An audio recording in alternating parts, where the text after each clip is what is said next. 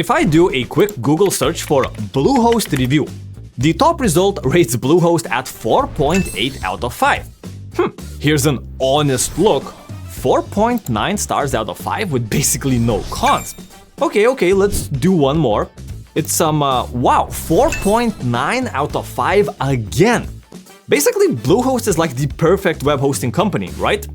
Well, if I'd look up real people reviews instead of bot-farmed websites on Google, they all say to avoid Bluehost at all costs, comparing it to the plague, and specifying that the only reason Bluehost is recommended so highly is because they pay people to do it.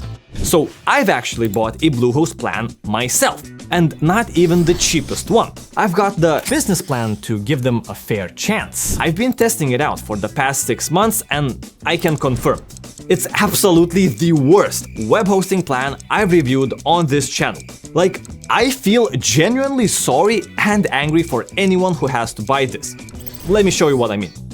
On average, this $7 a month Bluehost plan loaded my website in 5.5 seconds, while a $2.50 plan from WebHostMost did it in 1.3 seconds, InterServer and their $2.50 plan loaded in 0.9 seconds as well, HemiCloud and their $3 plan came in at 1.1 second, Hostinger and their $3 plan was 1.2 seconds. Taking into account the margin for error, they're all pretty much the same, except for Bluehost, of course, which was more than 5 times slower in absolutely every test. I actually track the performance of my test websites extensively by sending a bot to them every minute to check how fast the server responds and if the website is even online at that moment. Bluehost was no exception. In those 6 months, my website went down 32 times for a total of 3 hours. And look at this Mickey Mouse shit graph. Even when online, the website was so unstable that my response times kept jumping up and down like crazy. The maximum response time was 2.8 seconds, the lowest 0.2. So there's 14 times difference between my website speed on any given day, meaning that some days the server responds in 0.2 seconds and my website loads in 2.1 seconds, which is still not good, but it's passable. And another day, the server decides to respond in 2.8 seconds and my website loads in 5.5. So even at its best, Bluehost is still twice as slow as its competitors. You see, Google officially flags your website as slow and penalizes you if your response time is higher than 600 milliseconds.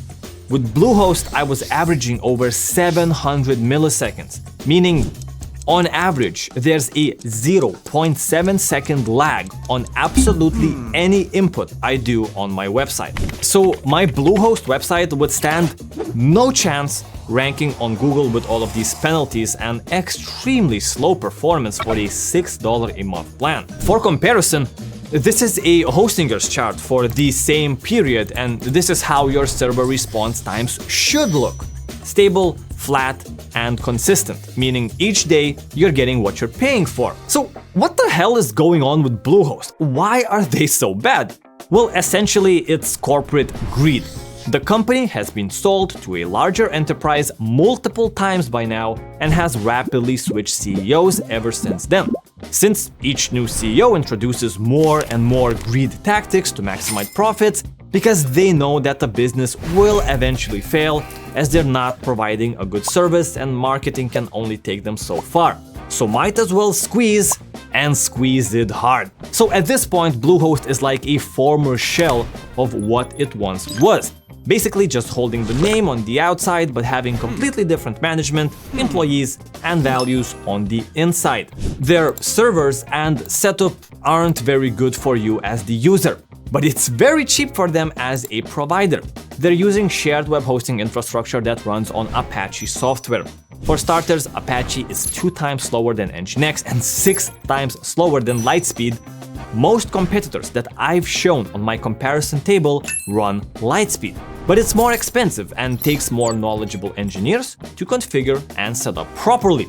So Bluehost just cheaps out with the oldest, easiest to run stuff that everybody knows and is familiar with.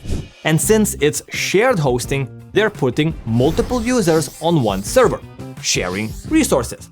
It's not bad in itself, but it becomes bad once you overcrowd. Because if the server has like 10 gigabytes of RAM, technically you should have like 20 users on there with 500 megabytes each, at least.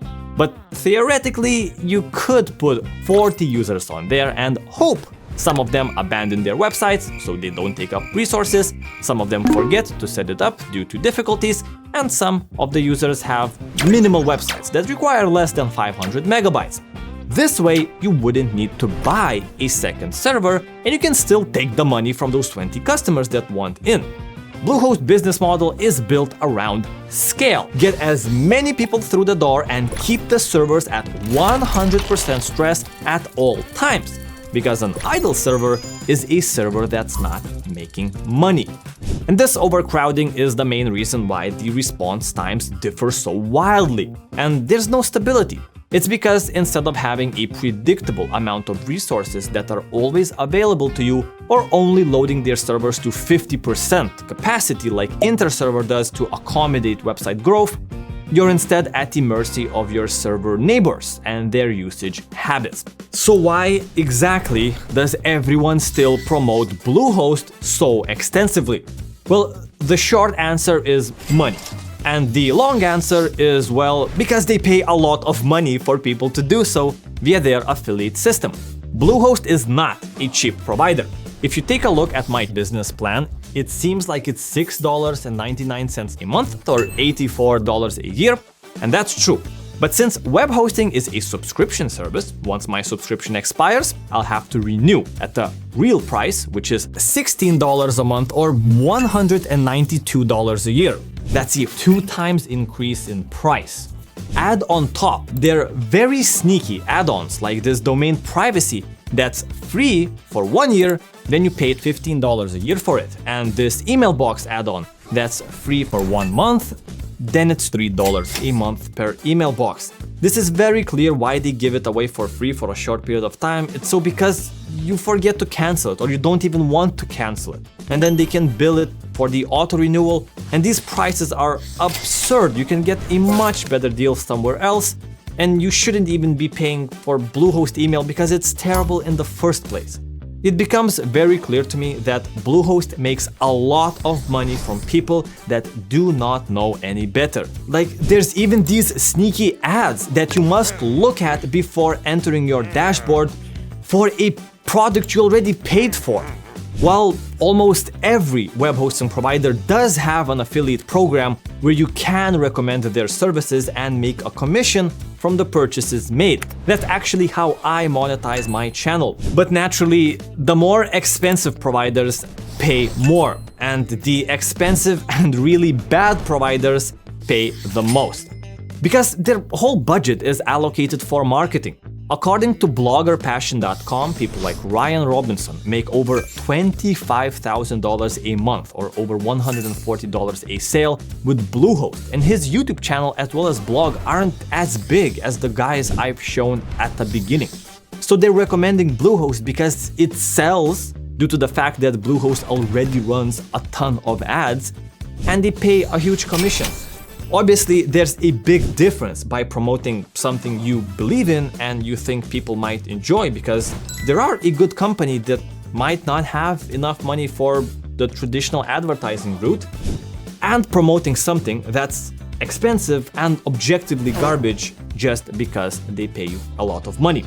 On my channel, I try to do objective reviews, and I just can't recommend Bluehost at any capacity. It's a bad provider, it's simple as that. And if you think I'm biased, feel free to check out uptime.Emit.Reviews.com, where I publicly host all of my test websites. Or just visit bluehost.Emit.Reviews.com and see how slow the website loads for yourself. So please, don't buy Bluehost, and don't pay attention to people trying to sell it to you.